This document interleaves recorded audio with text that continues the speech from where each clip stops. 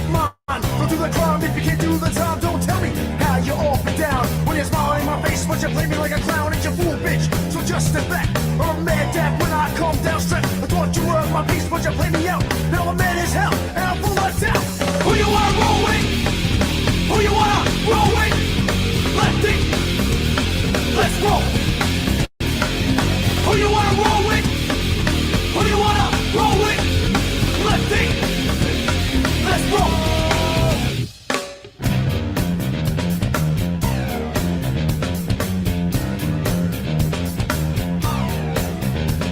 I'm back on the scene, it's time to get mean. I'm a lean revolution machine. For what people stay, they sway.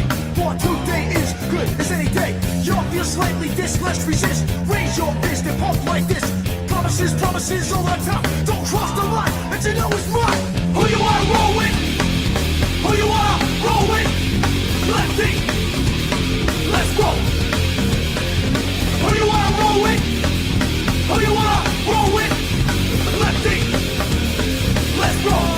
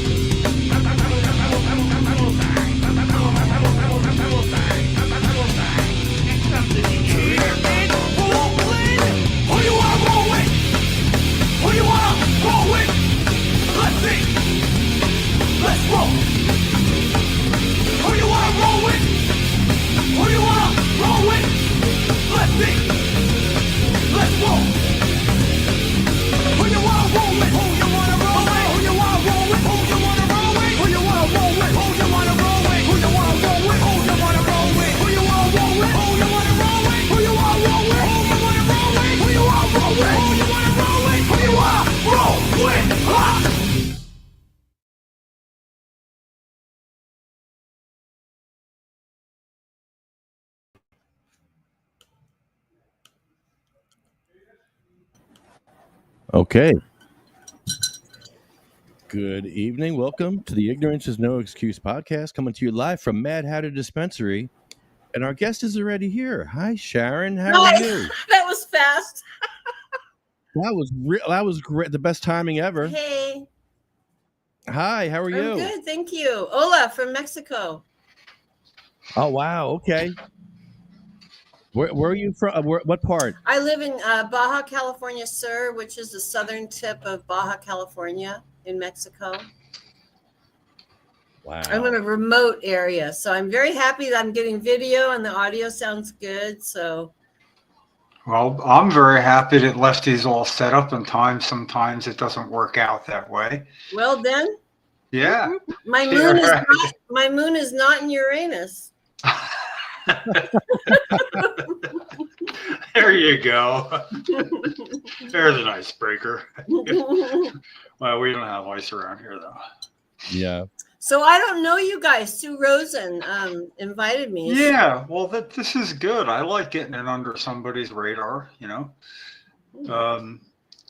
Well, I could tell you about Lefty, and he could tell you about me. That would be kind of fun. Yeah, give me your 101s and I'll tell you my 101. Do you guys know who I am? No? Sorry. A little bit. Yeah. We didn't have a big background thing. Sometimes, you know, we like to do a bit of digging to know something about somebody first, but then sometimes it's almost more fun and revealing to find out along the way from you. Right. So when Sue's on here, she'd be saying, "Well, Sharon, why don't you tell?" And then you'd be wondering. I like Well, you this guys stuff. go first then. Tell me who you are. Yeah. Okay. I don't have a short version of myself. I'm going to see the quickest. I guess I would be considered the longest continuously running medical cannabis advocate in New Jersey. Oh, Jersey. Going back to 1991, which was dark ages in New Jersey, maybe on the West Coast. Actually, California's first try with medical in 95 didn't work. And 96. But it got it done in 96. I think they had something.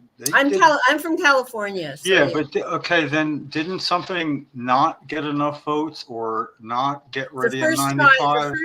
The first try at legalization, Prop 15, failed. Right. Okay. Yeah, But in 96 got that worked out. 96 was California was the first medical state in the country. Right. As I remember it, though, I remember I was disappointed when it didn't work out.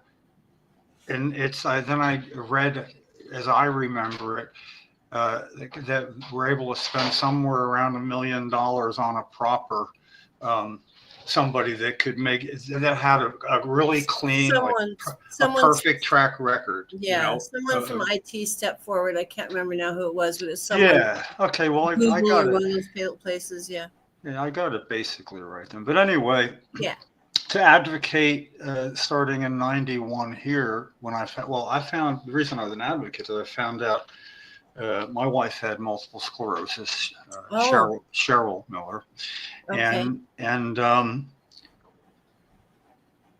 I didn't know it was good for her when we got married. She had MS when we met the year before, and can't hold that against somebody. So she did not consume marijuana. When it was called marijuana, I call it marijuana. When I'm talking about it currently, I try to keep it period correct.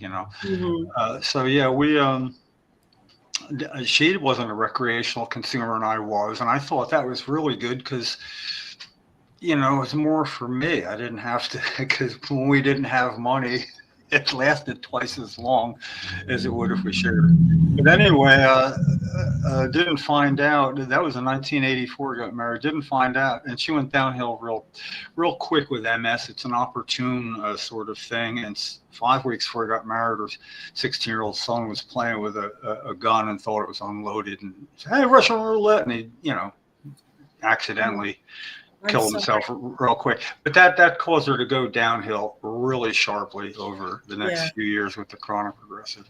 But anyway, I started researching everything I could. I was surprised to find out that there was something in Journal of the American Medical Association in 1979 saying marijuana may lessen MS spasticity or something like that. And I was really impressed by the animal studies. And then the MS Society wouldn't get involved, and we didn't. The first contact I had from a congressman about this, about the IND program, the one that was getting the 300 joints a month to right. It was like 15 people when I found out about it. And No.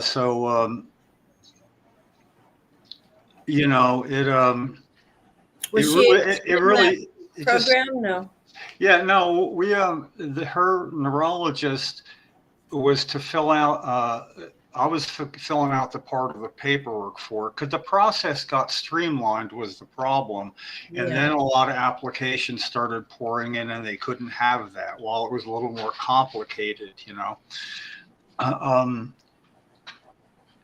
So when we did find out through a try that it worked really good, beyond belief, it just became a quest, because at the time multiple sclerosis was Dr. Kevorkian, Dr. Death, the one that would help patients die. MS was his most often customer. And when somebody in a neighboring town in New Jersey here with MS availed herself of Dr. Kevorkian services, and I said to Cheryl, I'm really glad you never consider something like that. Without flinching, she said, don't assume.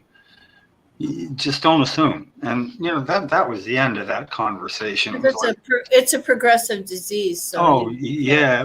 Well, there's the relapsing remitting, but she had what was called primary progressive. Yeah. Okay. There she is. Hi, Sue. Hi, Cher. Good to see you. Good to see you. Oops. Sharon was here right off. Background. Yeah, she's trying to get to know us before we get to know her.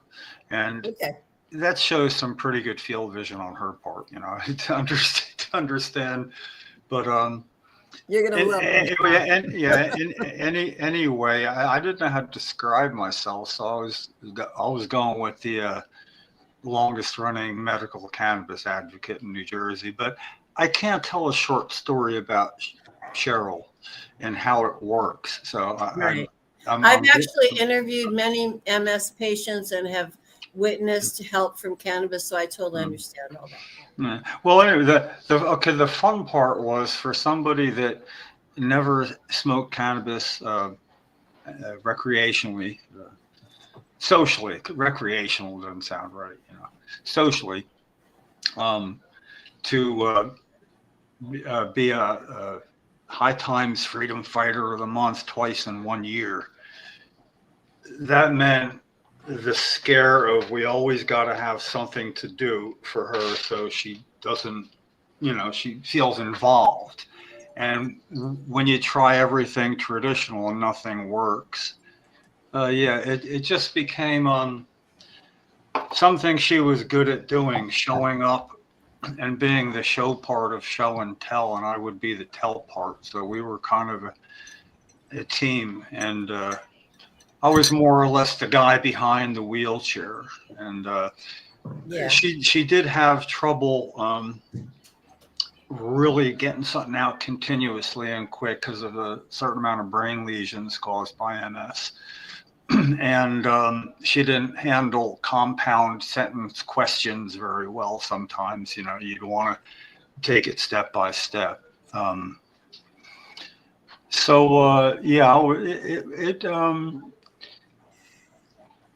When we'd really had enough, I mean, absolutely had enough it's never been tested, you know, it's never been proven. And it's, well, because it's never been proven not to work either, you know. I mean, you can't, you know.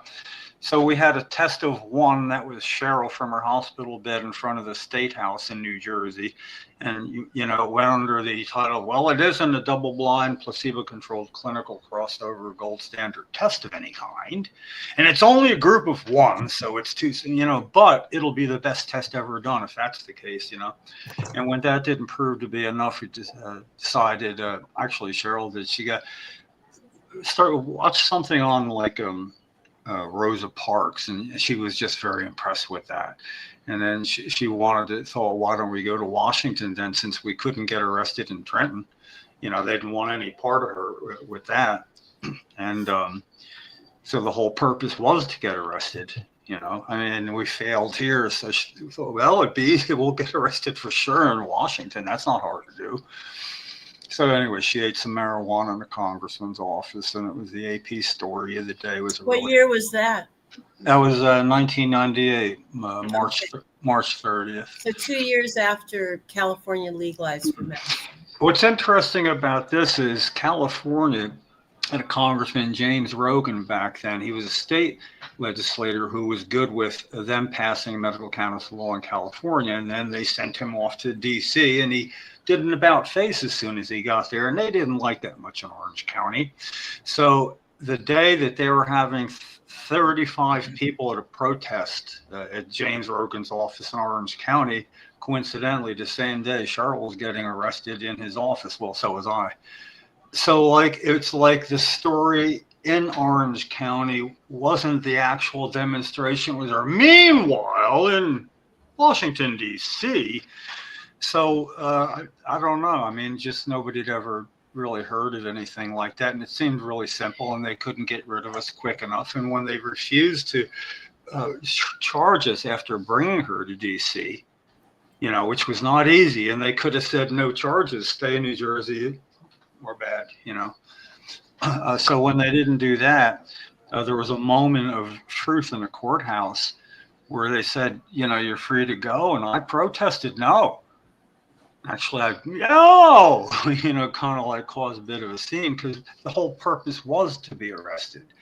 And then I guess they figured that out and decided to not do it. But I resented the pain it cost her going to Washington and that what it was going to, and we're breaking the law all the way there and back too. And so when it came down to maybe we're not going to leave till you do place us under arrest. And Cheryl, she didn't speak up a lot. She spoke up loud enough in that silence to say, maybe we won't. And when the judge looked down towards her and said, but Cheryl, if you don't agree to leave, I'm going to have you placed under arrest for contempt of court. And she didn't miss a beat and kind of smirked and smiled and said, but you won't charge me, will you? Well, I've never seen a judge get so blindsided. Is the only reason I mention that is because they see this stuff coming, but they never saw. You can't threaten somebody with arrest for contempt of court when the charge would be you refused to leave court because you weren't charged. It was okay. And then it was just kind of fun to say because it was like quiet for about 10 seconds, and nobody knew quite to say. And I said, the court's probably never heard these words in this particular order, although I'm sure you've heard them before. It's like, today's your lucky day. We've agreed to show mercy upon the court. We'll leave. It was like a weird position. But anyway, it didn't stop there. She got arrested in Bob Barr's doorway. You might remember that name as a bad congressman, and that made sure DC didn't have funding for their Prop 69, which passed by a 2-to-1 margin. And Cheryl didn't like that much, so she got arrested. Well, I got arrested. They didn't arrest her, but they arrested me for us with in his doorway with her laying down on a sleeping bag, blocking it. Sorry for laughing.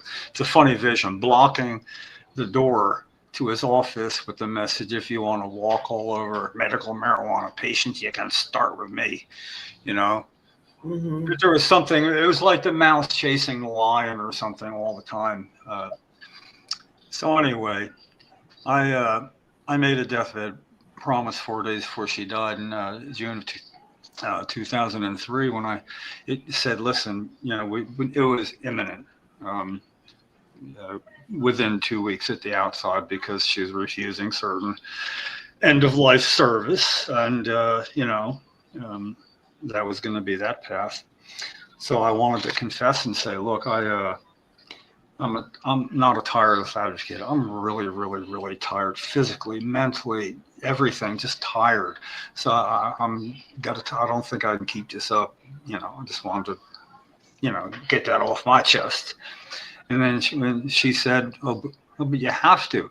Not what I expected, And then she did remind me that back when we found out it worked for her, I said, we can do it quiet or we can do it loud. She said, what do you mean? I said, well, we can do it quiet and take care of you, but it's illegal as all held here in New Jersey, And then she said, well, we shouldn't don't you wish we'd known sooner? I said, well, like, yeah. And she said, well, we shouldn't want somebody to have done something for us. Tell us if we're not willing to do that for somebody else. And it made good sense. And I like that, So, yeah, that's when we started being like really open about it. But now here at the end, I was at a sort of a crossroads. I didn't know what to do about that. So the deal I made real quick, the promise was, okay, look, I'll ask myself in your absence if I think you would have wanted to show up. I will show up and do the best I can without you, and that hasn't been good enough for 22 freaking years now. And I mean, I was tired then, and I was freaking exhausted with this mental stuff now. So anyway, for the end for me, then the end when I get to enjoy it, not only the end, but when it's more helping other people, following everybody else's lead instead of trying to figure out what to do.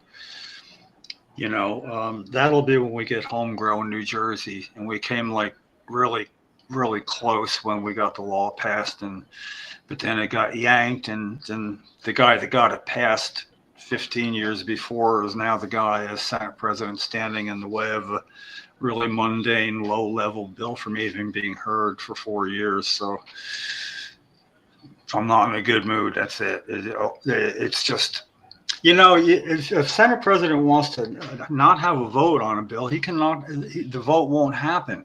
But he didn't care to just stop the bill from being voted on. He wanted to stop the information in the bill from being heard in committee. So, this bipartisan co-sponsorship. The minority leader is a co-sponsor, and the majority leader isn't allowing it to be heard for going to be 4 years soon. And it's just really, it's that, and then they pulled me back in. I'm so close to more or less enjoying the progress we have made, because let's face it, it's not the dark ages anymore. It's never going to be good enough. But anyway, enough about me.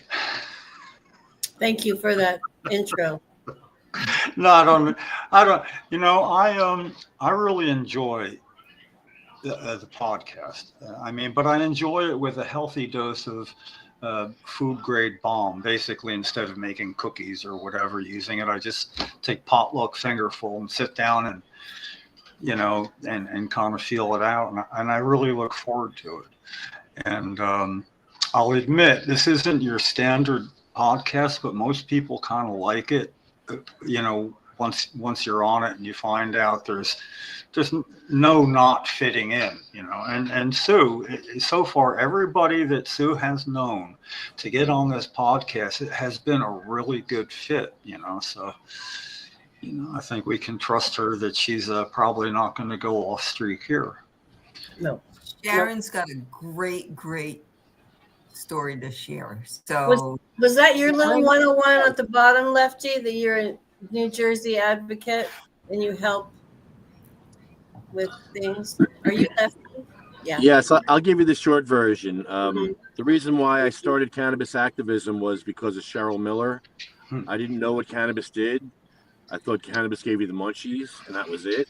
Right. And I saw what it did for Cheryl, how her arms were stiff, and she would use cannabis, and all of a sudden Jim could exercise her, and she could all of a sudden move her arms, and I was like, what is this? Yeah. So I learned about the endocannabinoid system at that point, and that was it for me. I became an advocate for people with disabilities, for blind people, for deaf people.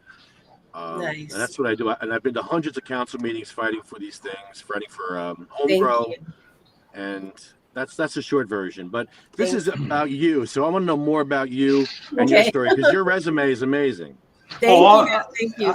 I just want to interrupt Lefty and you both, because what I like is that he actually got a joint resolution from the state legislature in New Jersey for his work on disability rights and accessibility for disabled and for medical cannabis.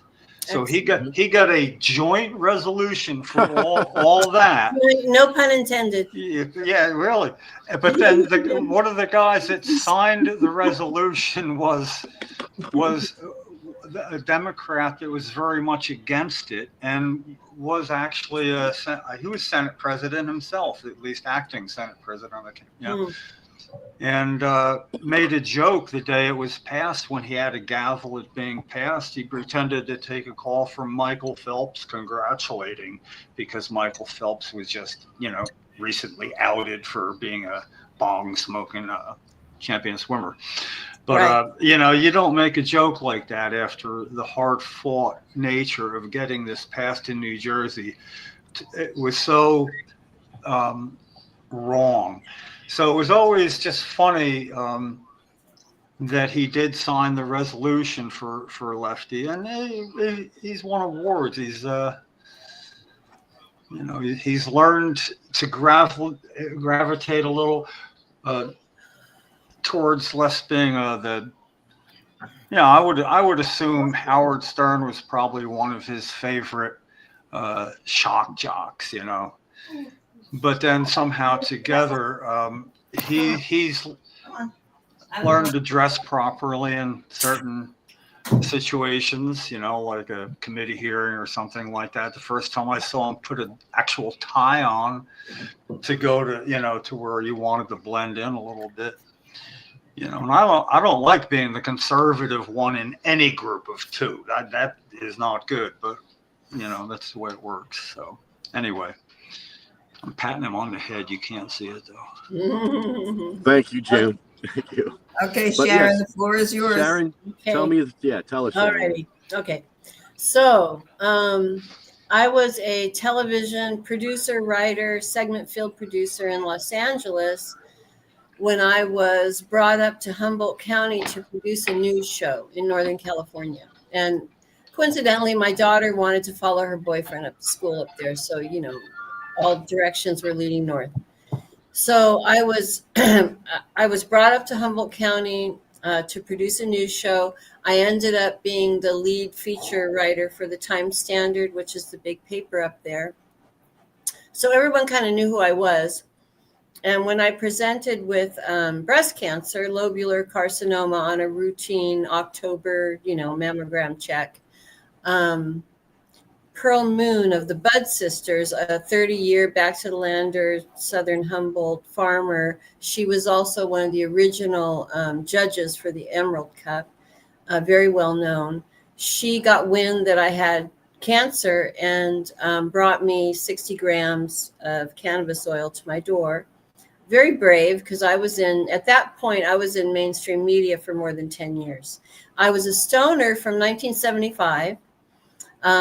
I stopped when I gave birth to my daughter in 88. I didn't have it in the house until she was like 16 when she became ill. That's another story in Los Angeles.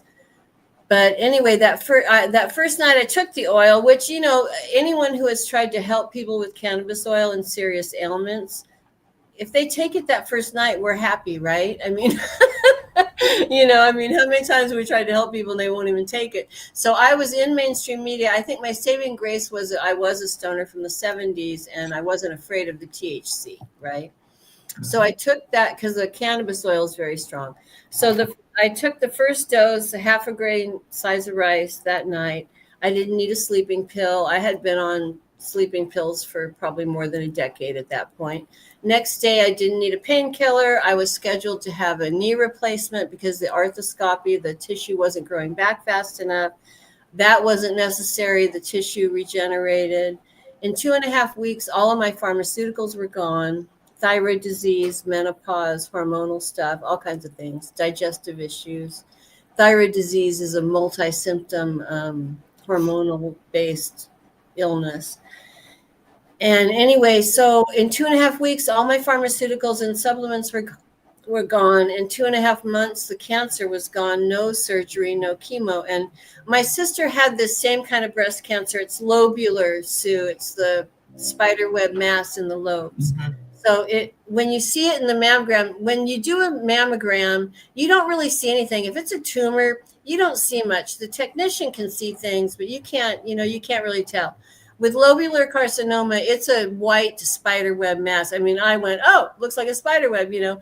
And my sister had it 3 years prior, the same kind, because our lineage is DDT from our grandmother's farm. So only 10 to 15% of women get this lobular. It's very rare. It always means a mastectomy, chemotherapy, and follow-up radiation. And my sister had all that, lost her hair, sick for 3 years. Mine was gone in 2.5 months. I mean, you know, wow. My sister didn't even believe me. And I'm getting chills, you know, when I witness and tell people what happened, you know, because I was in mainstream media. I'm kind of an anomaly in the cannabis space because I write in AP style. You know, I immediately I started writing for High Times, writing patient profiles when they had, I don't know if you guys remember, they had a medical journal. Do you remember that, Sue? I do. Yeah, I'm old enough. David Jim would remember it too. David Bienenstock was my editor. so that came out quarterly. So I started writing for them. I think that was 2011. I first started submitting to them. I wrote about Dr. Fry. Do you remember Molly Fry? Vaguely, yes. She was the first doctor in California to ignore a plea deal and go to prison for weed because she used it herself for breast cancer. Anyway, so it was like a calling. And I was working with an energy worker once, and I was telling her my story, a little quick story. And I used to make a joke of it. I used to say, yeah, God took this woman with a voice from Los Angeles, dropped her in Humboldt, gave her breast cancer. You know, the rest is history. And I was saying this to an energy worker once. She stopped me dead in my tracks. And I'm getting chills just retelling this. But she stopped me in my tracks and she says, no, my guide said this is supposed to happen. It was not a joke. It wasn't a fluke. You were brought up there. You were dropped. You were given cancer. And so for the last 15 years, that was 2012 when my breast cancer went away. So for the last nearly 15 years, I've been writing patient profiles. And I write in AP style, which the Associated Press style is the language that journalists use to not be biased. And that's kind of lost in today's media circus, right? But so when I first started writing for the weed magazines, they didn't even know how to edit me. It was not easy. But I started writing, because I'm a features writer and I write human interest, I started writing cannabis patient profiles with successful outcomes. So I started interviewing patients with MS, with Parkinson's, with many cancer stories. I mean, it just runs the gamut, how the oil helps with everything, how the plants help. And I like to say that cannabis was my gateway drug to other healing plants because I added chamomile. I've added all kinds of other plants. Chamomile has a 93% success rate in a laboratory study of killing cancer cells. And this thing on my forehead, chamomile, this should have killed me more than a decade ago. This is the kind that, is that circle thing. Yeah, I got one here. It's all healed up now. Yeah. But that should have killed me a long time ago. Thank you. But I've kept it at bay with the oil. Anyway, that's my 101. And I've written for magazines all over the world. My work's been translated into many languages. I write series. So I've written lots of series on things. I'm working on a book right now on my autobiography called Educated Stoner. That's one of my brands. They told me I was a stoner in 1975. I identified as a stoner because that's what they told me I was. But, the word stoned has nothing to do with the way cannabis treats us biologically. It has nothing to do with the way we feel. Lifted and high is probably closer, But so, I didn't know I was using it as medicine till I was 1952 till I was 52 years old in 2012. That's when I became an educated stoner. And so that's been my brand. It was a series of essays I wrote for several years. And now it's my autobiography I'm working on right now. This is very all apropos, though. Like, October is Breast Cancer Awareness Month. It was a fluke. I mean, that's when I found out when that mammogram, that October mammogram is when I saw it. So yeah, it's pretty wild. So it's important to get checked. It is. And I don't think we can advocate for that enough. A lot of women are afraid of mammograms because they've been told that they hurt. Yeah, they hurt. If you squeeze something in between something else, I know. A little uncomfortable, but it's important to get checked. I would have never known I had it, Yeah. What about thermal mammogram? Have you heard of thermals? I've heard of that. I don't know, Sue. You probably know more about that than me. No, I don't. Thermograms. I've heard of that, but I don't know. The ultrasound is where you really see the lobular one. The mammogram, What's interesting is I have Hep C. So just recently, I got diagnosed 30 years ago, and probably everybody's sick of hearing about that. But anyway, I've been treating it myself, throughout the years using oil, and so the virus is still active in my bloodstream, but I've never had any kind of symptoms or effects other than when I was originally diagnosed. Of course, I was scared and I listened to what they were providing me. Did I ever profile you, Sue? Did I do a profile on you ever? No, I don't think we did. Okay. We should do that. Well, I'm not doing profiles right now. I'm finishing my book. So I haven't written any of my series for a while, but yeah. I'm going to die with this. So it's okay. It's all but good. the current thing I've been dealing with now for 5 years is I got COVID during COVID. I treated it with cannabis oil. I wrote an essay about it that I was hated on for. Even people in the cannabis industry were unfriending me and hating on me because how dare I insinuate that infectious inflammatory disease could be treated with cannabis oil. I don't have enough fingers for that one, But anyway, so anyway, I treated it with the cannabis oil. I wasn't even as sick as I should have been. It only lasted 2 weeks. I never had that full body pain and all that. But COVID is a virus. And in the mid 1800s is when they discovered viruses cause heart disease. So the COVID virus gave me myocarditis. So I had damage in my heart. Since my protocols daily are high amounts of plant-based concentrates, I think it saved me from getting a heart attack. But I did end up at ER room 2 years ago up in San Diego. They put me on pharmaceuticals. All my friends that talked down to me about my plant use were like, well, you have to grow up now. You have to listen to your doctor now. You've got heart disease, The only thing they have for myocarditis is pharmaceuticals to lower your blood pressure. So I did take them. I felt terrible. I took them for weeks. I was waking up with high blood pressure. They didn't do a damn thing. And one day I said, fuck it, I'm not taking this pharmaceutical today. This is no life. Because I hadn't taken pharmaceuticals for 10 years at that point. And a friend of mine posted on Facebook, she was having a heart rock painting party.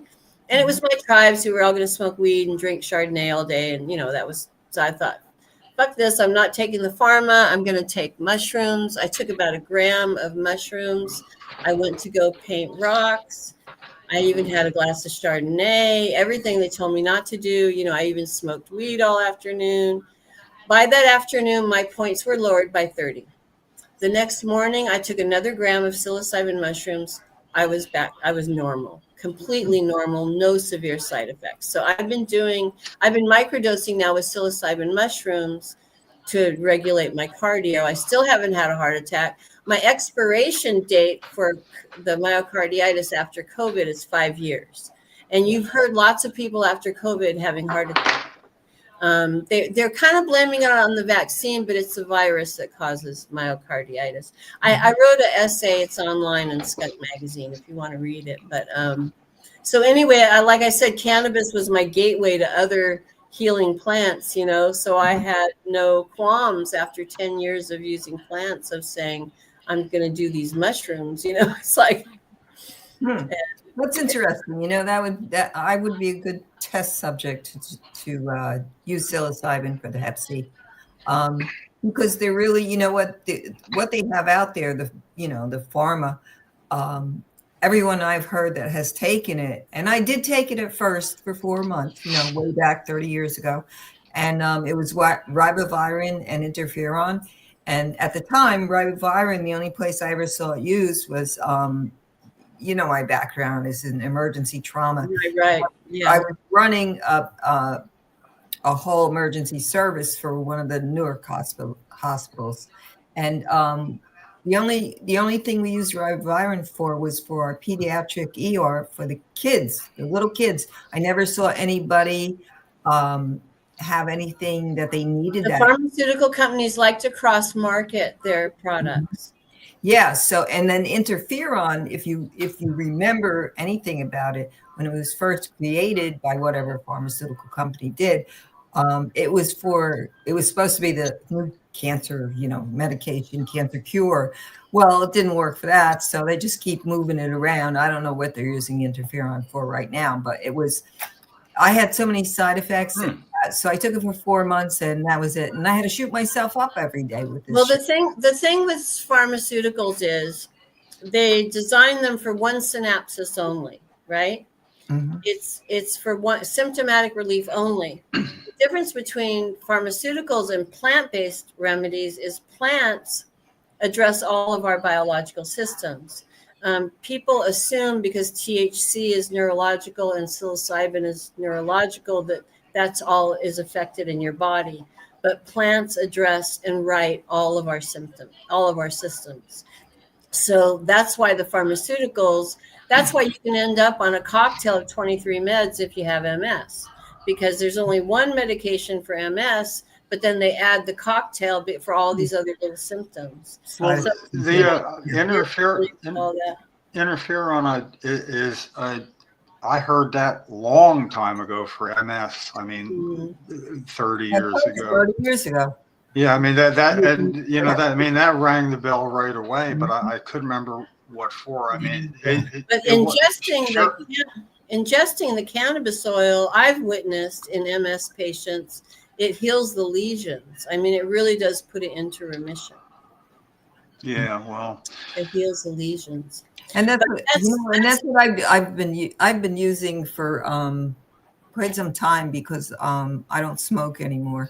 So I've been using the oils, and I don't smoke any less. I don't smoke, period, because. Oh, you don't at all? No. I love smoking. But that's okay. It's okay. Yeah.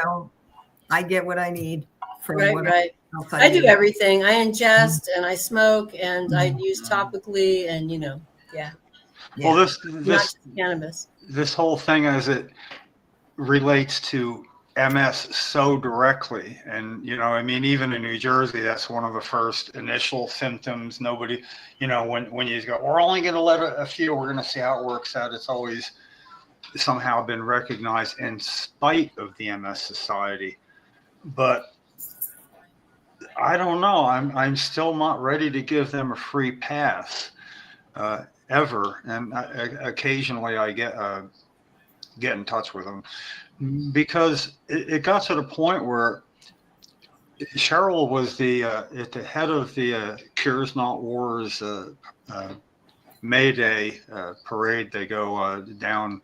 This one was Fifth Avenue in New York, but it's been going on forever. And that was Cheryl's first trip to New York because Dana Beal, who was doing that, got to know us and. Her whole message to the world at that point was the MS Society's Dr. Reingold, I forget if he's a medical marijuana liar or coward, or sometimes it was liar and coward. And there's a sign I fixed where the headrest of would fit in, only it was a sign that started above her head and went higher, so I could kind of peek under it and see where we're going. And I always found that really something that nobody seemed to really, they're the largest research organization in the world when it concerns MS, and did everything they could to keep it from happening, to the point accidentally sent me a memo that went out to all the MS chapters in the country. And it was like a memo of how to handle questions about marijuana and MS. And it went out to all them, and they screwed up and handed it to me, which really rubbed salt in the wound there. They weren't just not doing their job; they were actively conspiring against anything going that way. And that to me seemed like a really big deal that the rest of the world never picked up on. If I could add something to this, so. As I was saying, pharmaceuticals only address one synopsis, right? One synapsis, only one symptom at a time. The plants address all of our biological systems, but it has to be the whole plant. You can't just take compounds apart. That's what worries me about Schedule 3, is because it'll make it a pharmaceutical, And the pharmaceutical companies aren't allowed because of the botanical guidelines. The botanical guidelines state that you cannot patent an entire plant, more than 400 compounds in one formulation. You can't do it. There are rules. And that's why I have written for several years now, I will always be illegally healed, no matter where I am in the world, because you can't patent a whole plant. And I use whole plant because I have put all these different things into remission. And so with MS, I mean, you could beat your head against the wall telling people this works, but the pharmaceutical companies will never give you a whole plant to combat the lesions in the brain and everything else. So this is why I still believe in, what used to be called the black market, the traditional market. I am illegally healed even in Mexico. In Mexico, it's decriminalized by the Supreme Court at the adult level nationally. So, but my formulations that I make and I ingest, I've traveled the world with my series Weed Traveler for Weed World UK. I've traveled in the cannabis community now for more than a decade. No laws are written for what this plant is and what the plant can do. None of them. They're not right. So, legalization is kind of a joke to me. The medical market was the best, but even in California with its medical market, we never had ordinances. It was always a handshake. They didn't put medical ordinances in until legalization was about to start. So, I believe in the old school folklore, the making of remedies in the kitchen, the passing down recipes to each other. And, that's why I like that moniker, illegally healed, because that's kind of a lot of us in the caregiving space. That's what we do. We use whole plant, we see remission. So that's been interesting to me with things like MS and advocates for certain ailments. Even if we get laws that are written for these things, they're not what we need. Sue, I saw your eyebrows go up. You understand this, right? I do. The FDA won't let you patent a whole plant. Yeah, I do. Which is how close?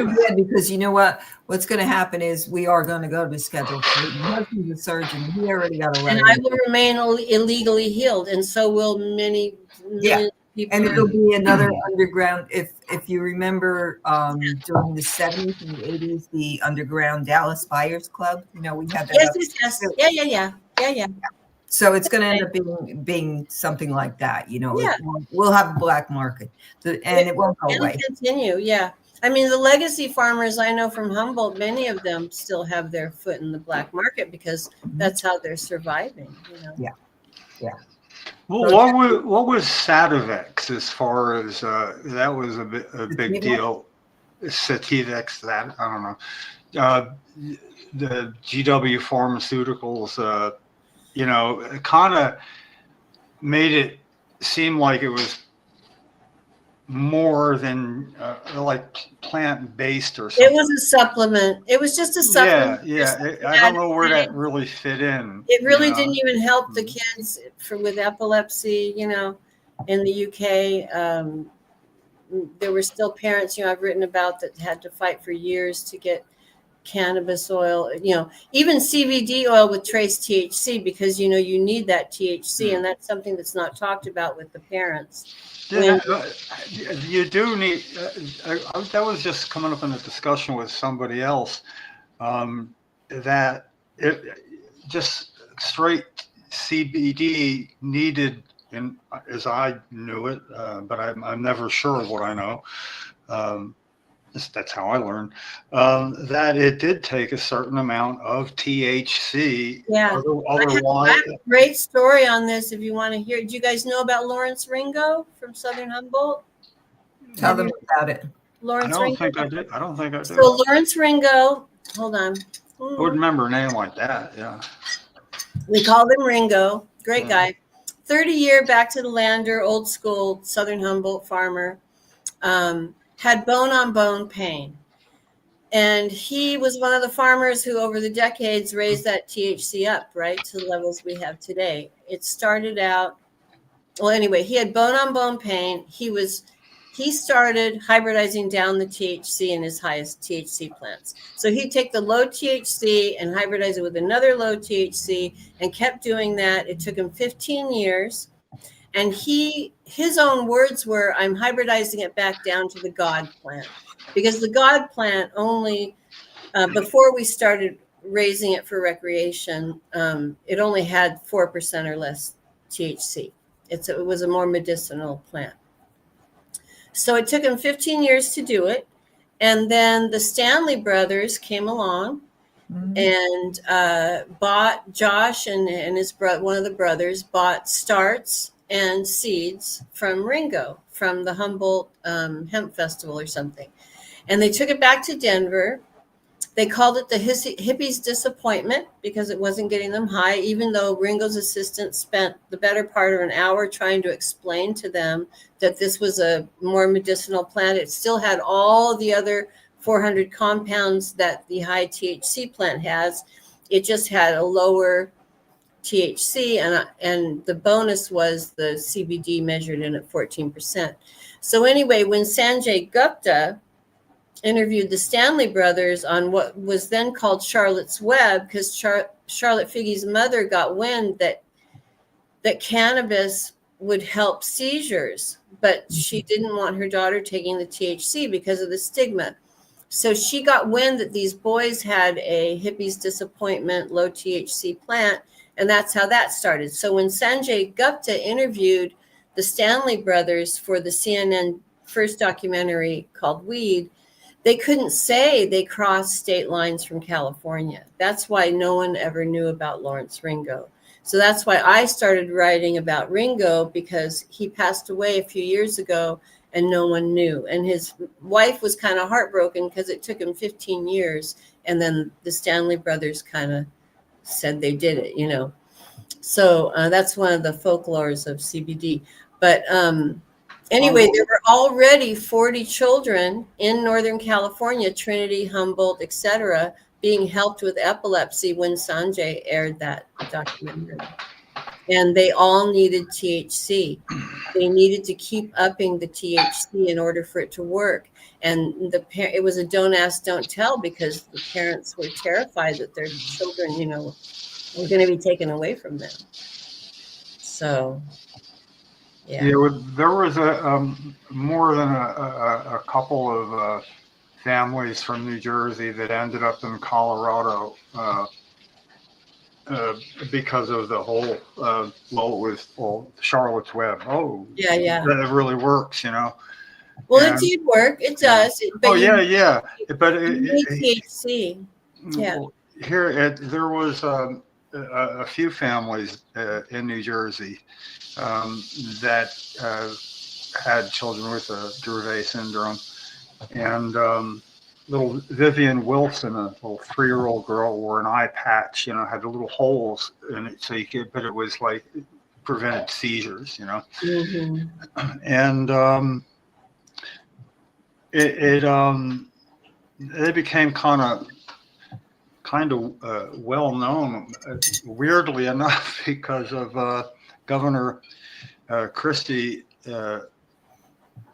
not implementing a law that he inherited. It got passed like right before he became governor, and he was doing everything he could to just make it take as long as possible, and you know, doing that. But Brian, the father hunted him down along with Lefty, because Lefty he's more of a videographer, is like where we met, you know, or he's one of the few people that really met Cheryl and, you know, had the personal contact. But yeah, it turned out that the governor ended up in a diner. Where was that, Lefty? Well, why don't you take it away, Lefty? How'd that work out? Yeah, Brian Wilson had to move his daughter out of state. I mean the whole diner incident. And yeah, we caught the the Governor Christie, and he said, killing Governor, please don't let my daughter die. Yeah, don't let Don't my let, die. He says.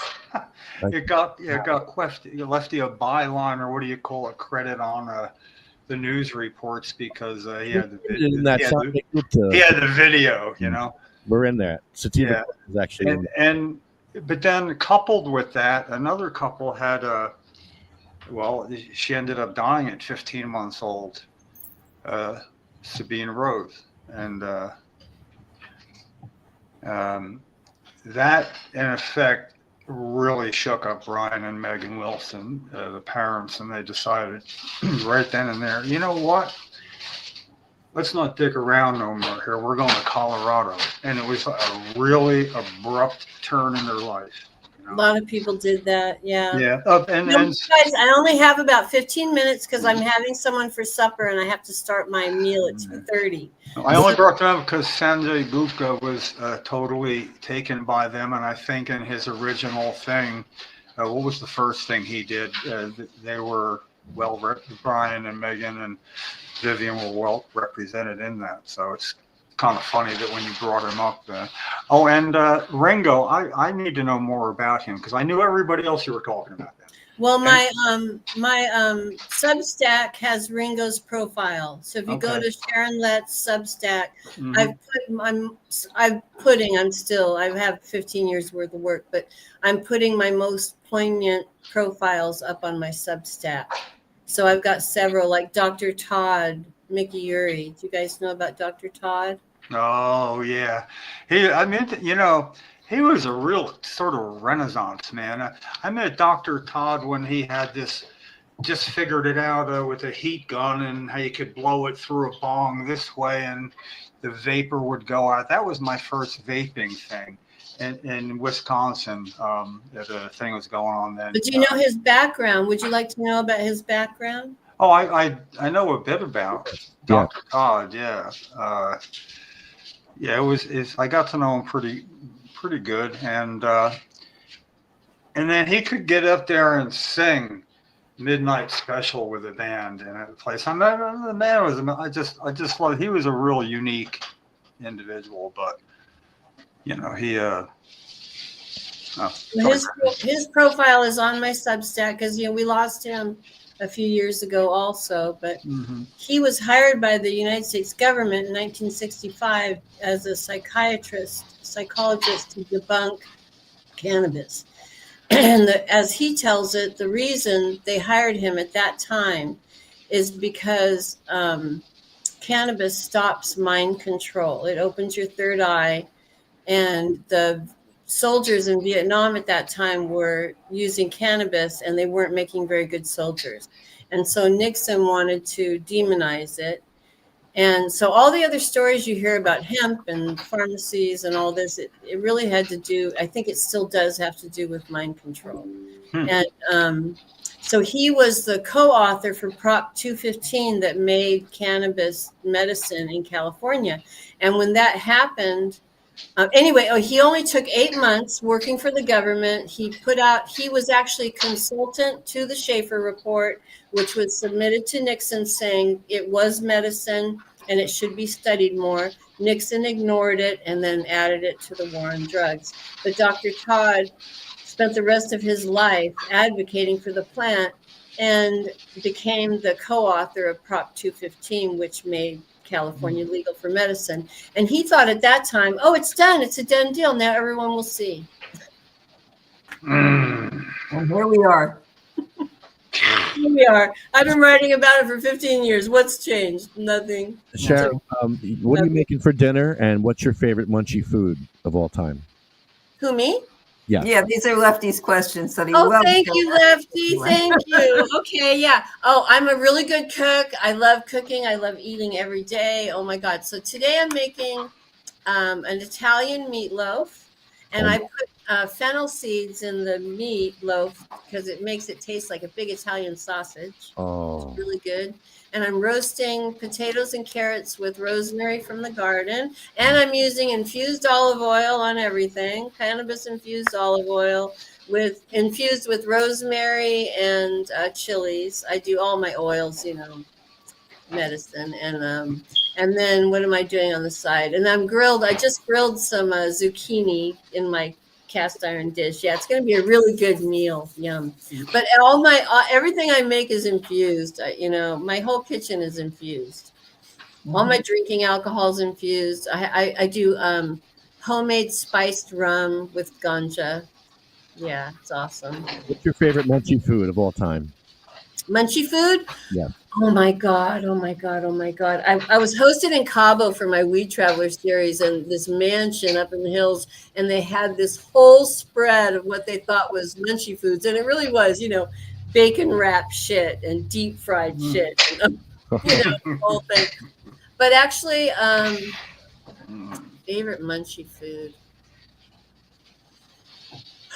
Shit. Probably chips, equal amounts of salt and sugar.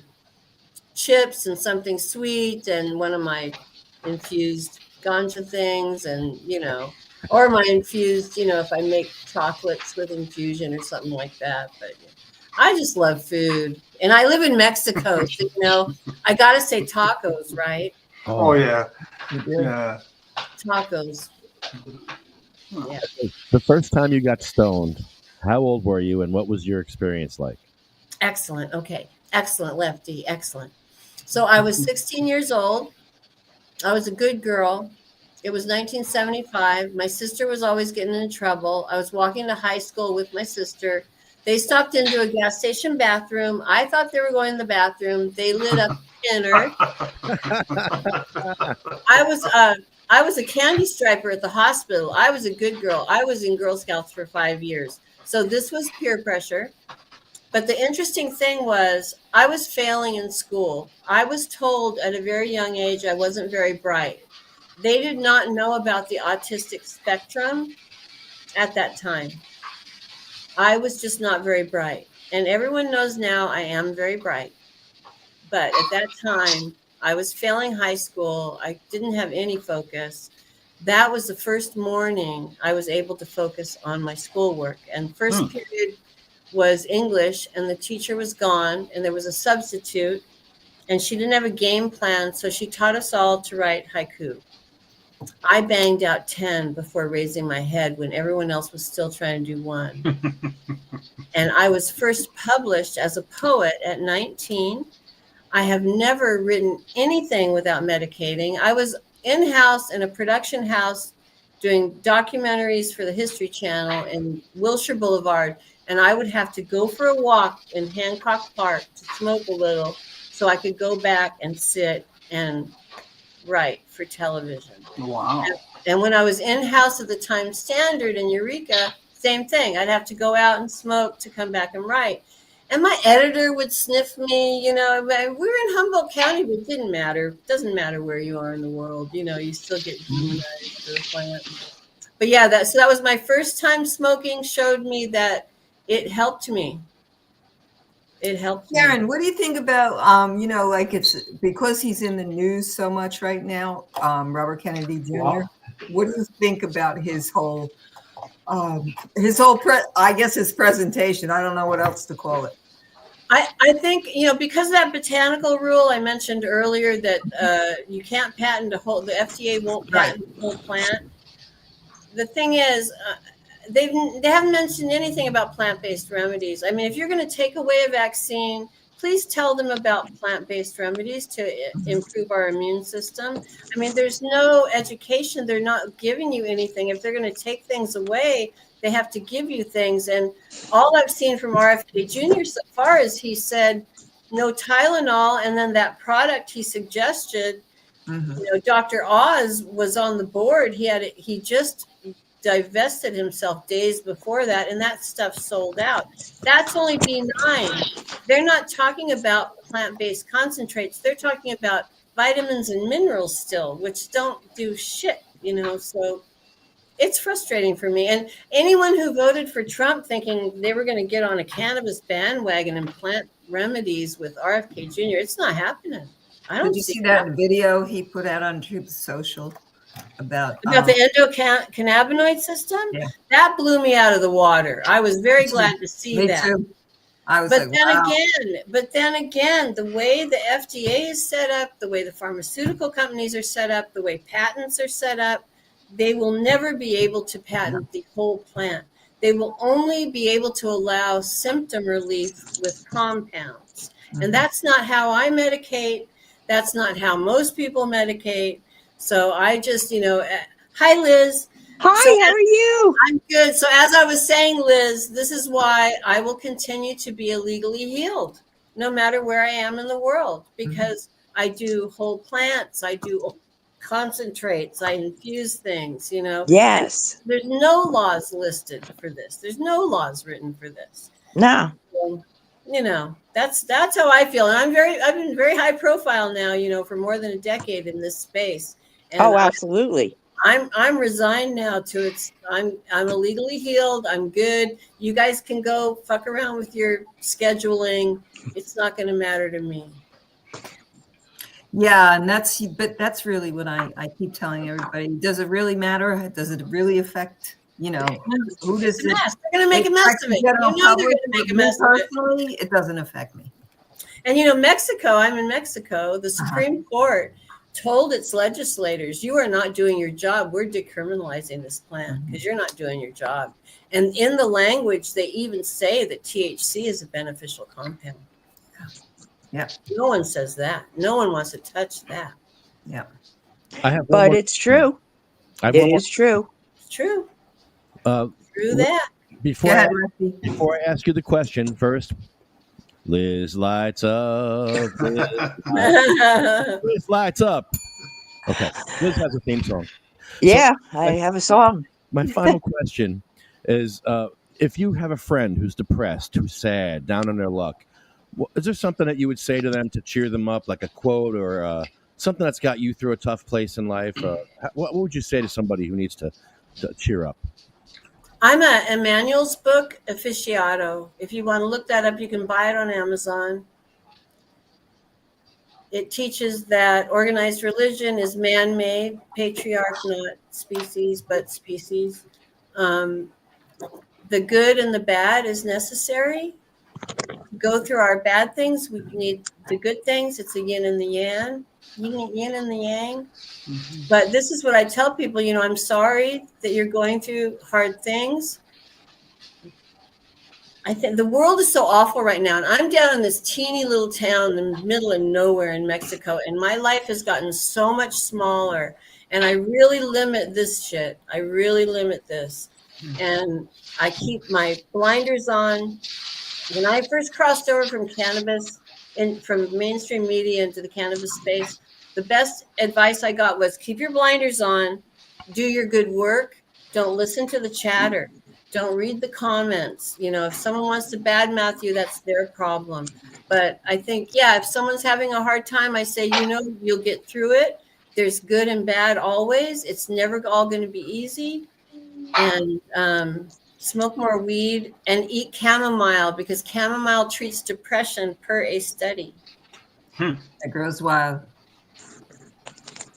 Interesting. That's right. Sharon, thank you very much. Thank you guys for having me. That went by like that. That went by so fast. I know. You have to come back. Yeah, okay. have me on again. Yes, definitely, since I was late. If you look at my website and all the work I've done, I've got a million topics we could cover. What's your website? Give me your website, please. SharonLetz.com. Oh, that's easy. How will we remember that? I'm on Instagram and Facebook and LinkedIn, but right now I don't have my social media apps on my phone because I'm finishing my book, Educated Stoner. So I'm I'm up to 18 chapters. Oh my God. Educating Stoners is like the perfect title. It's my autobiography. For my site. It's my autobiography. Yeah. Oh, wow. Yeah. Oh, that's awesome. It's a big deal. So thanks, you guys. Ignorance is no excuse. Thank you. And yeah, we'll be in touch. All righty. All right. You and I we have to chat. Okay. Adios. All right. Love you. Thank you. Thank you again. Take care.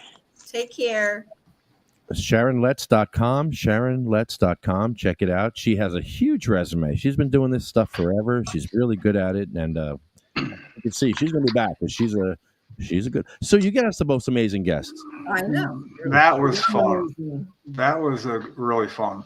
Yeah, she's good. And I'm sorry I was And I late, would like guys. to bring her back because she has so many different things to talk about that it's gonna pique your interest, Well, I already got to Yes, look up. and I already got to look up Ringo. That whole thing about Yeah. why we don't It's okay. know about him.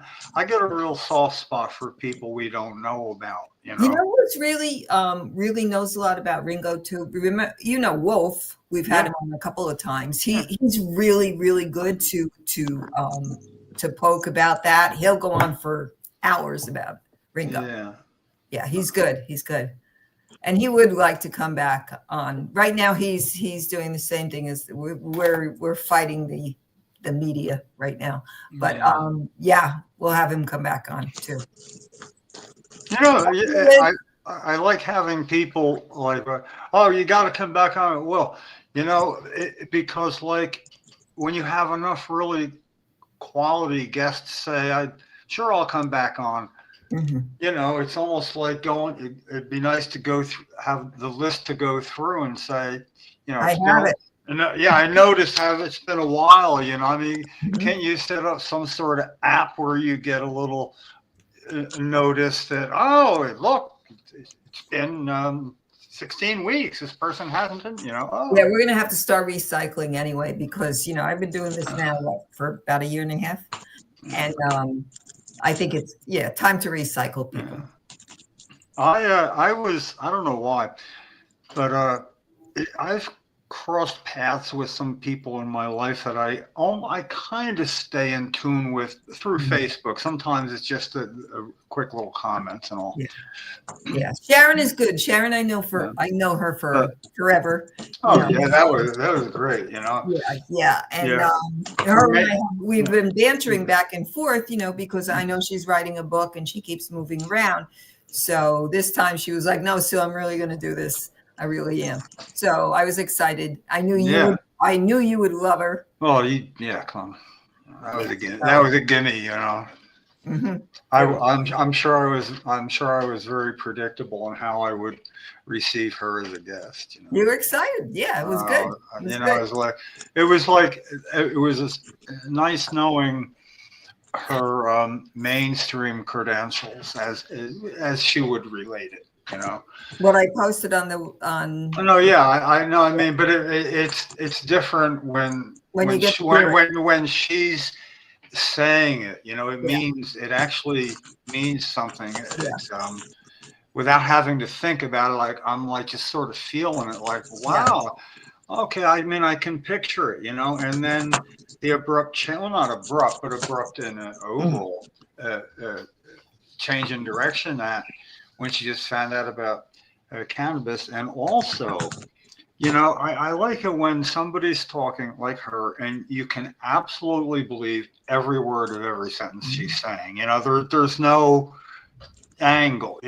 So I find that captivating. But when she talked about, she took a couple of tokes and everything was different.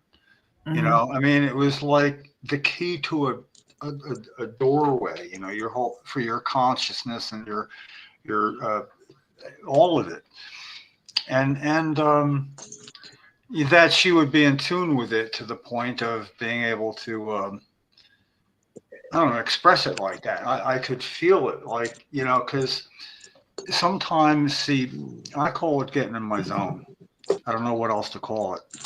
But it's like it's so close. It's hard to discern when I am and when I'm not. But when I am, it's related to cannabis reliably. I mean, it's almost like the zone doesn't exist without it. And that kind of like was a whole other way of looking at exactly that, though. What she was saying, it like kind of sewing it up for me a little bit. Like, okay. Yeah, it all lines up, and so little lines up with me these days. It's nice when there's an hour's worth of everything seems to be understandable. I can feel it beyond. I mean, you can hear it, and but sometimes, though, yeah, I was glad that she brought up, being on the spectrum and how her focus changed, because I think that's a really helpful thing for others to hear now, today, yeah, especially because of the RFK bullshit, yeah. That's going on, which is too bad, but, here she comes forward with like, hey, listen, man, Sharon's our age, so, and she recognized being on the spectrum at a certain age where she saw how she focused much better in school, when she was using, weed, which is a pretty cool thing to hear from someone like her, rather than, I don't know to who to use as an example, but you and I couldn't speak to that because we're not, I can speak to the disease entities. I can speak to some of the disease entities, not a whole hell of a lot of them, but I can speak to multiple trauma and burns and all that stuff. When we want to get into the medical field, but I just like you and we were kids when we started smoking weed, and we did it for sheerly entertainment and recreational purposes. But we also discovered a lot about it, which was pretty cool. And that's why I was so comfortable using it when I decided that, I need to look at the medicinal side of this, and how it helps me, because I don't know if I ever told you the story, but when I first moved to New York, I'd gone to a botanical. You know what that is, right? Botanical. Okay. What it is it's a store. It's kind of like a storefront. It's a Latino community store where you go in, you get blessed. They have different artifacts. The woman or man, the shaman that's there, will take whatever you bring in, and it could be something of yours, and bring it in the back and bless it, and say whatever prayers they say. And then if you want advice, they never look at you. They don't look at you. But I've asked for advice, and I was advised by somebody, and he was really good with what he told me. And because at the time I was like a little bit concerned about, walking around with HCV and not wanting any treatment. And he said, this is what you do. He said, viruses, I know a lot of people, and even Sharon will say supplements aren't that great, but you know what vitamin C is? We pee it out every day, So obviously, there's a need, and vitamin C does, deficiency does cause scurvy. We see that in little kids and some adults that have been, in the darkness and what have you. And he told me, you need to take these vitamin C crystals, and he gave me crystals, and he said, I want you to take them every 2 hours. He said, until you reach a point where, this is what he told me, when you get diarrhea, that means you have reached your max. He said, and back it up. Just back it up a little bit where you're good. And that's your maintenance dose. That's the edge of the envelope there. Yeah. So he said, that's your maintenance dose. He said, and the virus won't replicate. And it hasn't. It really hasn't in 30 years. Yes, I still have a viral load. Yeah, but that's pretty, yeah. And, I had a fiber scan done in my physician's office, and now that instead of doing biopsies because they're really nasty, and I had 2 of them done. And there's a lot of, room for error with those. But the fiber scan showed absolutely no scar, nothing.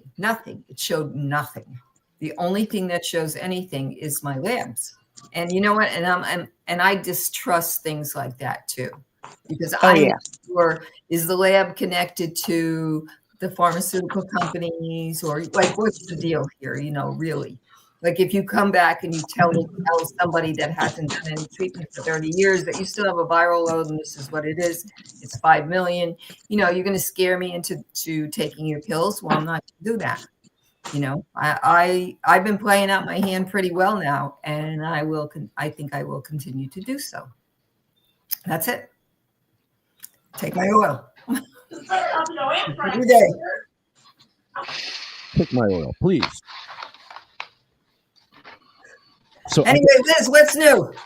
It's been a busy week. My daughter just picked up a package at my mailbox that we're trying to figure out what it is, but it's been a good week. I talked to the Mudd brothers, Brendan, do you know him? No, I don't know them. Yeah. Okay, he's also the co-founder of the New Jersey Cannabis Chamber of Commerce. So he wants to get something together with me so we can do something where, we can create a whole lane. And he's a former banker, and, he said maybe we can get some sponsorship or funding. And then I partnered up with Fernway on Tuesday. Okay. And yesterday I partnered up with Jersey Smooth.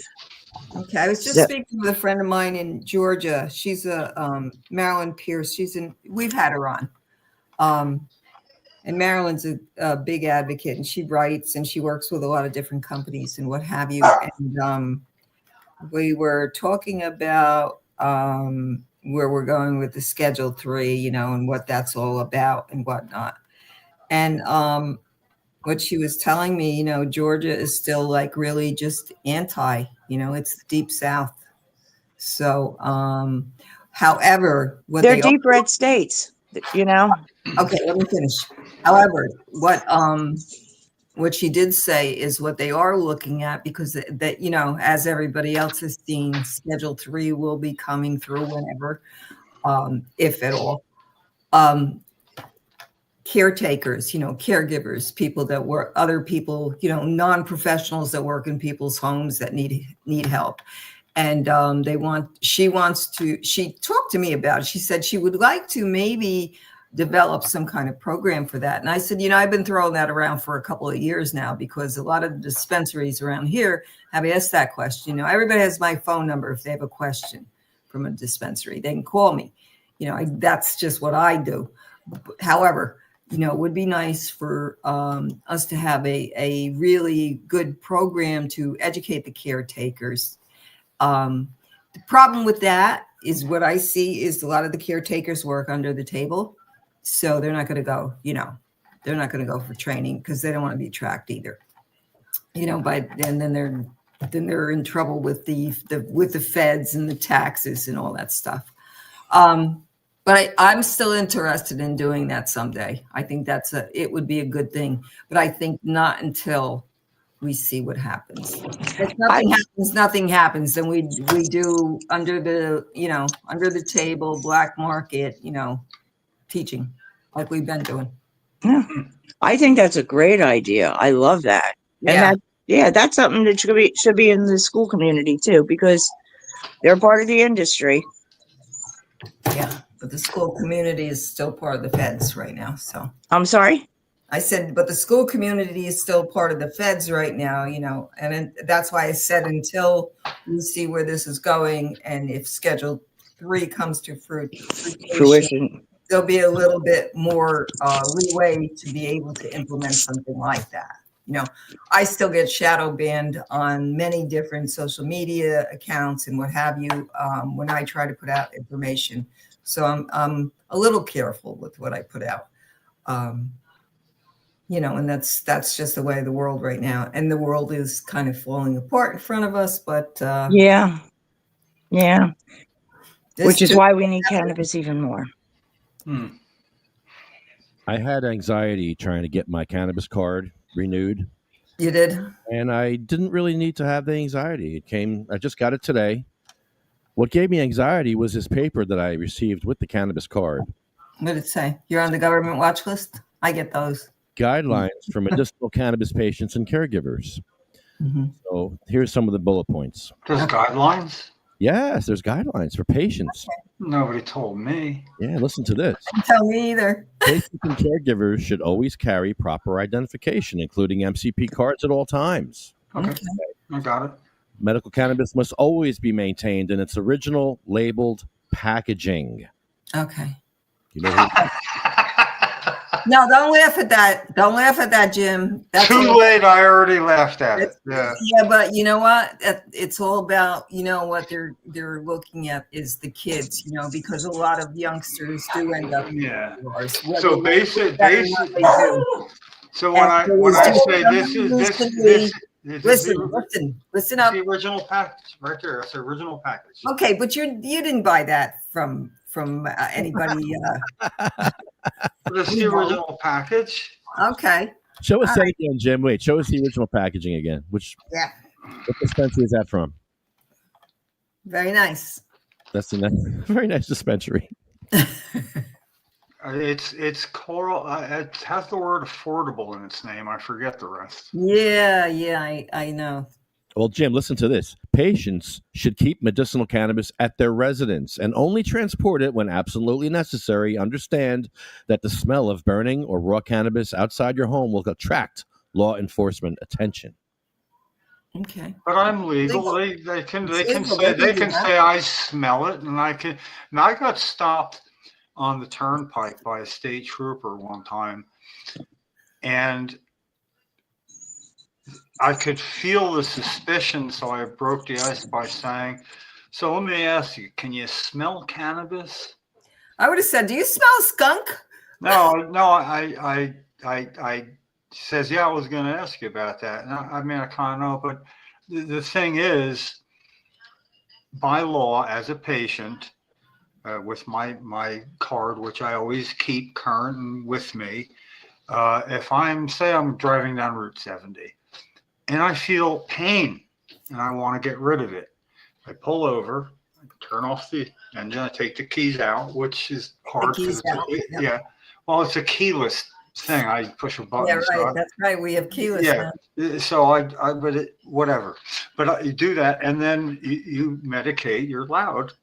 And that when you're done and you feel you're good to drive, that's what then you continue on. And that's like the law. So if it's any odor, I can't get rid of it. And I remember asking the officer, he says, "Do you know, is there something that gets rid of that smell? I can't get rid of it. I just can't get rid of it." Yeah, I bought this car and this is what it smells like. Yeah. Oh, yeah. And I had to ask, fresh or burnt?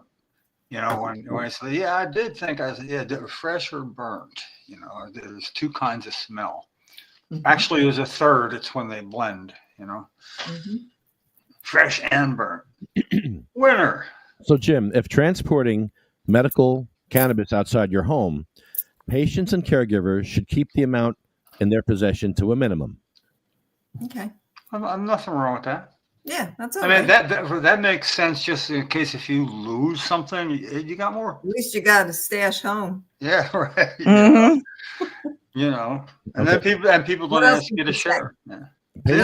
It's amazing. Patients and caregivers are not allowed to share or in any other way redistribute medicinal cannabis to any other person. Okay. Medicinal cannabis is intended solely for the consumption of the patient. Okay. Well, that's the law. Okay. Yeah. But what if you have a jar of recreational cannabis next to your medical cannabis and you're not sure which is which? Which would you don't That's know? your problem. You might have shared it. You know what? Yeah, that's when you say, well, fuck them if they can't take a joke. I don't know. There's a lot of jokes to be made, too. Right? What else did you say? Anything else? Patients should possess paraphernalia, but only for the purpose of consuming medicinal cannabis. Okay. Patients and caregivers should not grow or cultivate cannabis or be in possession of a cannabis plant. Oh, my. That's like the original, when the law was first passed. That sounds like everything that hasn't been changed. That's not new. It's like, you know what? It's just like this. Did you guys, I'm sure you haven't seen the scope and standard of practice for cannabis nursing. You know what they did? And I'm going to tell you what the ACNA did, and I don't give a fuck if they're watching. Okay, which they just might be. But this is what they did. They took the ANA scope and standards of practice, which were the originals. Okay. And all they did was mix up the words a little bit and insert cannabis here and there. So this is all, it's bullshit. It's bullshit. What do we like to say? I call it bullshit. Patients and caregivers should not possess cannabis obtained from a source other than a licensed dispensary. Okay. All right. That's legitimate. Patients should not smoke cannabis on a school bus. Okay. They shouldn't. Or anything. Patients should not take cannabis across state lines. Depends. All right. Well, I got a problem with that. No. They have reciprocal in other That's states. gone. That's not. No. Yeah, it's just the original thing, but they have reciprocal laws so that you may do that, you know? Yeah. I take my own oils with me wherever I go. Okay, last one. Patients or caregivers in possession of unwanted cannabis shall dispose of the unwanted cannabis by returning it to an alternative treatment center. The person returning the cannabis for disposal should present their identification card, license. Read that again. Patients or caregivers That's good. in possession of unwanted cannabis.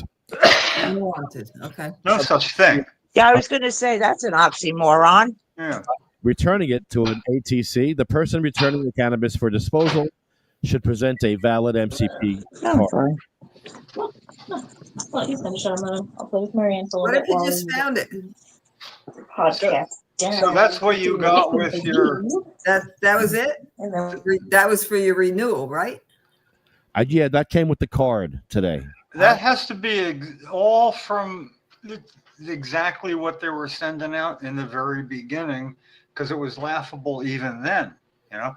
But I didn't get anything. Well, I mean, we remember you must keep it in its original dispenser, because Lefty had a problem with an original dispenser at a thing with Cory Booker and Nick Scutari. But it was in the original container, which was oddly enough part of the complaint. Hey, shouldn't even have to have this. It was a good example of why that shouldn't be the law, because that was a glass container. You know the next thing though I see them doing if they do move to Schedule 3 is think about people that are on medications for epilepsy. Sometimes they take their driver's license from them. That's true. So I would recommend anyone that is using cannabis for that reason, keep their mouths shut. Never thought of that, but that makes good sense. Thank you. what problem did you just do in Kentonburg? Certificate of ministry. Oh, that's awesome. You could marry people, right? Well, congratulations. What do we call you? We call him Father Ed. Father Ed, Reverend Ed? Reverend Ed? Pastor Ed? Your Holiness? Yeah, Your Holiness. I like that better. If you don't leave my pillow alone, get out of here. Yes, we see your ceiling. Sorry. Yeah, Your ceiling. Damn dogs. I can now marry you at Cannabis Church. If you want to get married at Cannabis Church, I'll dab you up and marry you. Awesome. That's nice. I'm already married. Jim, I can renew your vows. want to get married? You and Kathy get married. I can. No, that would jeopardize my Social Security status, because I'm the widower, the surviving spouse. Yeah. So I guess you'll have to live in sin. That's okay. Those are the sins Jesus died for. Nothing I can do about that, much as I would. But Lefty can hear your confession, I think, right? Do you hear confession in Cannabis Church? Yes. Okay, so there you go. Yeah, absolutely. Dash, you're going to fall down. Move.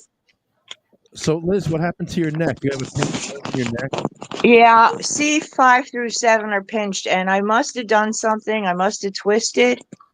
And now I'm like, it's going down my neck, my bicep.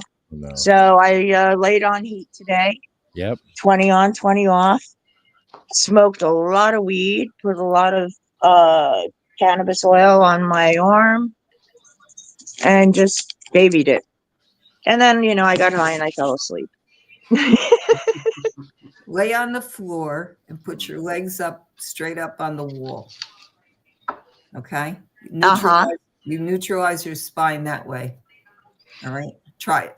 But you Actually, what I'm going to do, I won't lay on the floor, but I'll, because I'll never get up. You can But lay I on can your turn bed. around on my bed and lay against the Yeah. wall. I was just doing that the last week because with the bad circulation and having the thing.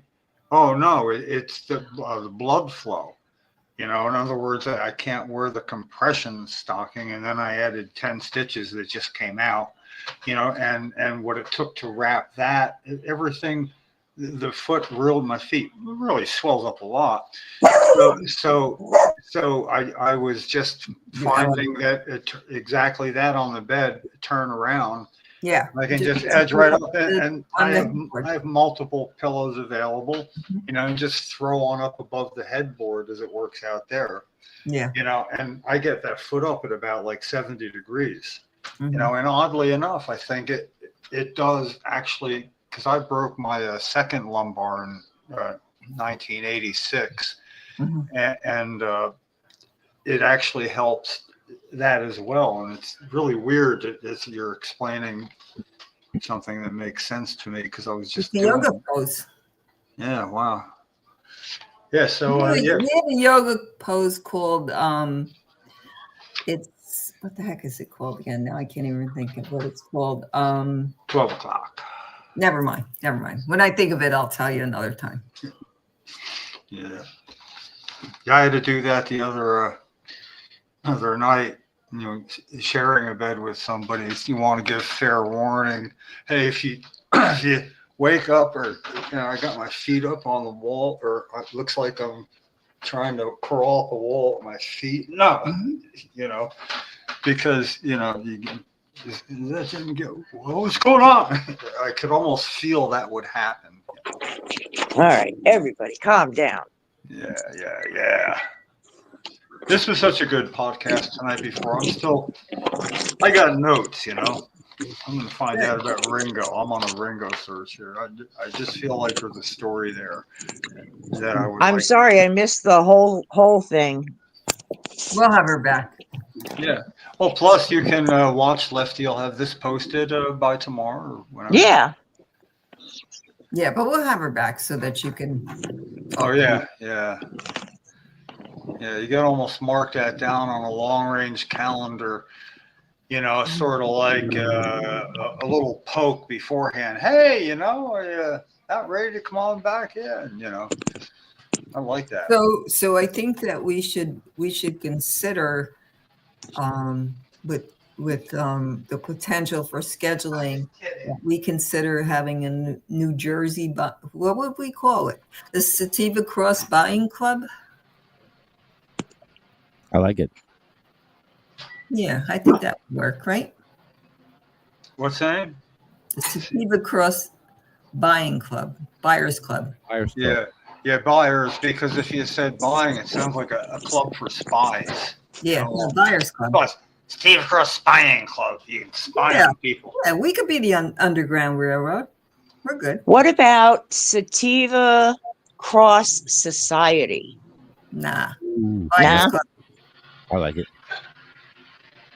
Society? No, because you know what happens with things like that? Like when you see, at least when I see anything that's called a society or an organization or what have you, it's such a turnoff.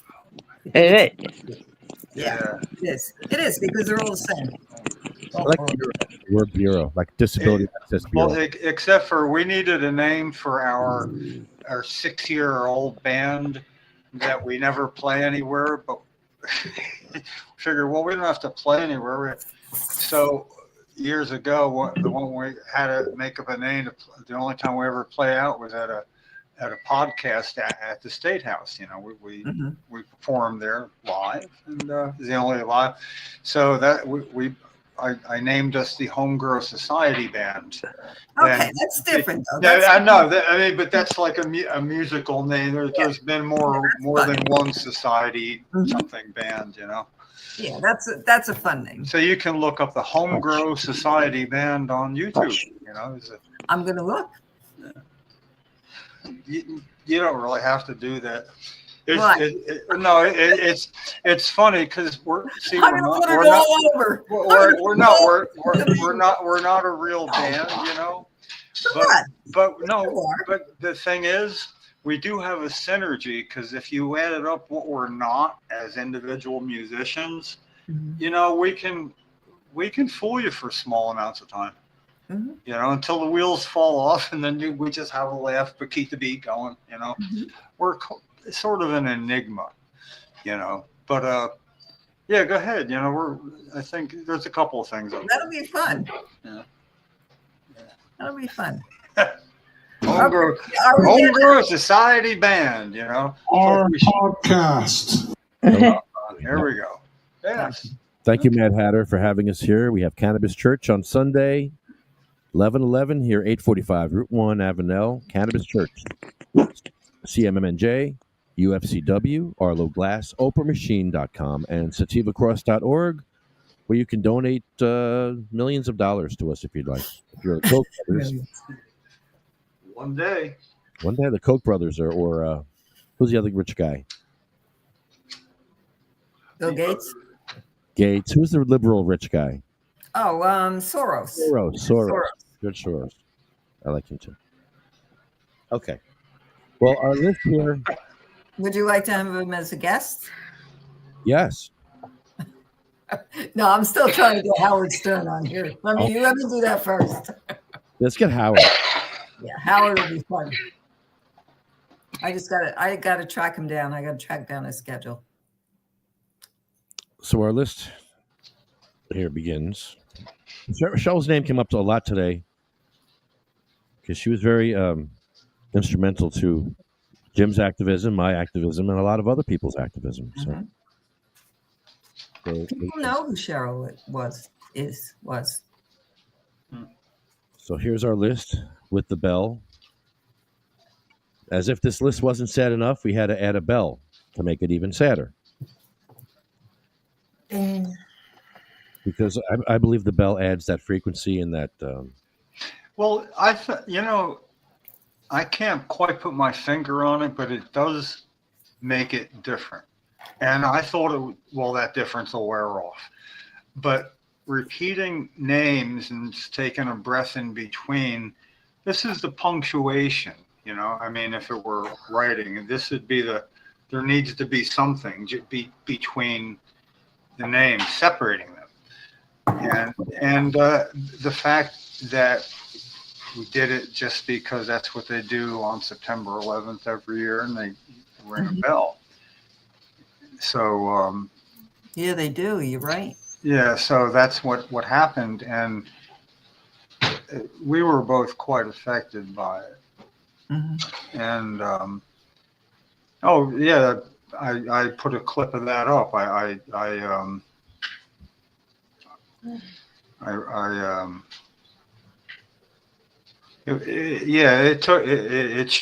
There was nothing to be said. It was like a really good end to a podcast, where it was just silent for a second.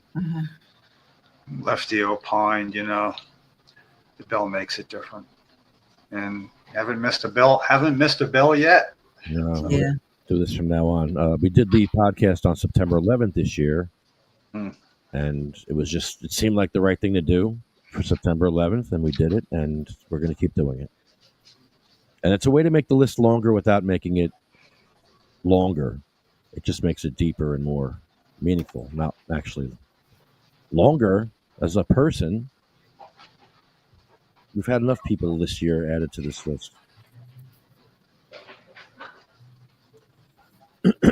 I noticed the split second longer it takes because I try to connect with each name, and with the first name, it's almost hard. It's like you lose one that you didn't, But there's enough solid lands. It's like getting slapped. You know, you don't get slapped with every name, but with the bell, damn near. Yeah. Cheryl, Sabina, Diane, Lucy, Cindy Mae, Marie, Jack, Joan, Randy, Polly, Bill, Chad, Jeremy, Colette, Matt, Troy, Russ, Roger, Jay, Ella, Hattie, Jackie, Anthony, Jake, Armando, Felicia, Lynn, Dan, Sean, Joyce, Lori, Frank, Brian, Flo, Carl, Thorne, Frank, Lorraine, Terry, Charlotte, Cher, Jaybird, Michael, Marley, Colette, Brendan, Red, Rico, Lulu, Becky, Lawanda, Chip, Paul, Lisa, Marcus, Gary, Julia, Wayne, Waxy, Joe Marie, and Jeff.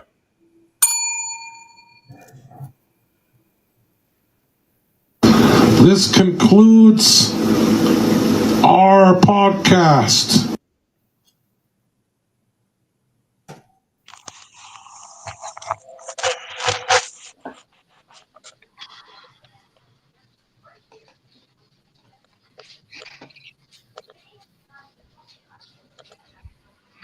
All real people. Yep. It makes it more real. I don't know what it does, but it just does something. This list is Well, there's a clock ticking, because there's more dings to that bell than there was last month and the month before it and the month before that.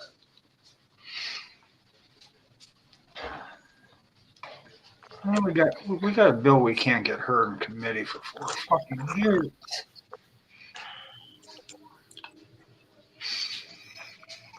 Good job, you bastard. You always make me feel bad at the end. And I let you do it.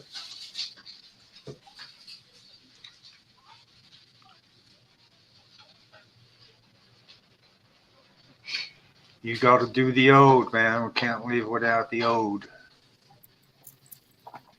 See you all Sunday for Cannabis Church. Thank you, Liz. Thank you, Sue.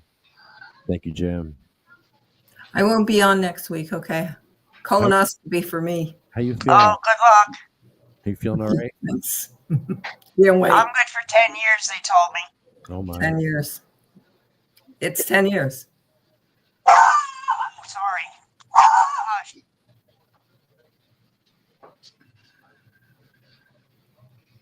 See you Sunday for Cannabis Church. They shall grow not old, as we that are left grow old. Age shall not carry them, or the years come down. Yeah. At the going down of the sun, in the morning, morning, will the warming of them. them. Thank you.